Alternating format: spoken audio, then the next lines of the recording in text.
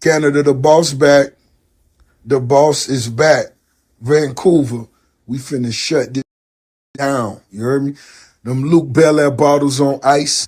What's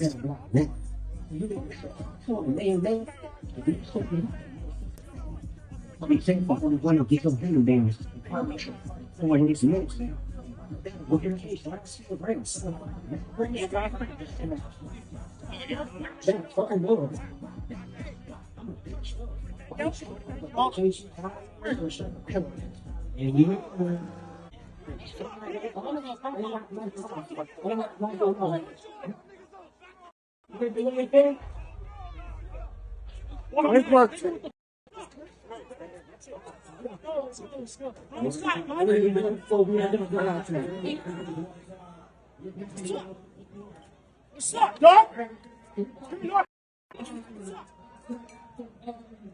What's up? Every day I'm hustling. What's up, nigga? You know, press yourself up. What's up?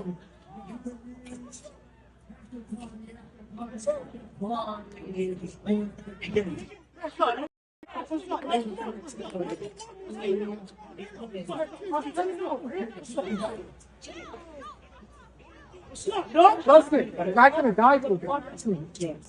He's gonna fucking die. I don't know, he's gonna die for this. Get to the car. Get to the car. Yo, it's Big Ant, the spokesman, man. We back. Another edition of Urban Politicians TV, UPTV. Make sure you stay on your pivot at all times, man. Had to come tap in, and I woke up early this morning to Rick Ross, his crew, out in Vancouver for a show, and this right here went down. Now, as you seen, he announced on his story that he had a show out there, and they was back in Canada and everything. Now, it's different reports coming out why this happened. Some people are saying that they did this because they played the Not Like Us record at the end of the set. Some people is like, hey, he just came to Canada and we just standing up for Drake. But either way, we know why this went down. They there for Drake, as you hear them saying, you disrespecting this. Now, it's not Toronto, but as you seen, it turned all the way up. Now, Rick Ross was hit. Go to Twitter. Rick Ross was the first person punched, but he stood right there. It got all up in the mix. His bodyguards was hit as well. It turned into a full melee at one point in time. And you see them dudes turned up, riding for Drake, riding for Canada, riding for their country. Like, hey, nah, you can't diss Canada and then just come up out here. So that's letting it be known right there for everybody. The whole Canada is riding for Drake, the entire country. That right there was Vancouver. That wasn't even Toronto, and that's just what that is. Now, they did hit Ross DJ. I seen somewhere that they said he was knocked out. That was not Rick Ross DJ that was knocked out. Somebody else was on the ground, a guy that was with Ross, but that was not the DJ Sam Sneak. Bodyguards were hit multiple times, though, and I say this, Rick Ross did jump in this mix, did get the dissing, so you got to expect the worst anytime you go out.